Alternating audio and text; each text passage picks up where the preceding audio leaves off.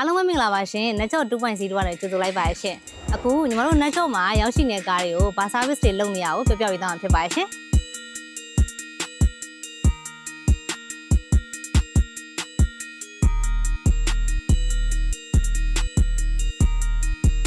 အခုတွေ့နေရတဲ့ ID7 ကတော့3 year content service ကိုယူထားရဖြစ်ပြီးတော့ဒီဘက်ကတွေ့ရတဲ့ Range Rover ကတော့6 month content service ကိုယူထားဖြစ်ပါရှင်။အခုတွေ့နေရတဲ့ Chevrolet ရဲ့ Crown ရဲ့ကတော့ signature dealing service ကိုယူထားဖြစ်ပါရှင်။အခုတွေ့ရတဲ့ Jadot T2 ကတော့ 1 year content service နဲ့10 year window plate service ကိုယူထားဖြစ်ပါရှင်။ဒီဘက်ကတွေ့ရတဲ့ Master CH3 ကတော့1 year content service ကိုယူထားဖြစ်ပြီးတော့ဒီဘက်ကတွေ့ရတဲ့ JAC အဖြူလေးကတော့5 year window plate service ကိုယူထားဖြစ်ပါရှင်။ Toyota Max ခဲအောင်လေးကတော့1 year content service ကိုယူထားဖြစ်ပါရှင်။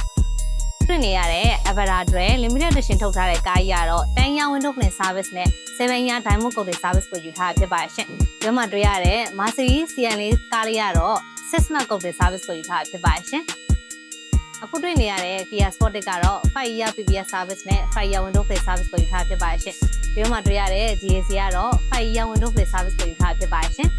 ။လက်ရှိတွေ့နေရတဲ့ Zaga 7XP ကတော့4 year content service ကိုယူထားဖြစ်ပါရှင်။လက်ချောက်ကိုအစိမ်းများအားပေးကြတဲ့ customer တဦးတယောက်ချင်းစီတောင်းနဲ့ကျေးဇူးများကြီးတင်ပါတယ်ရှင်။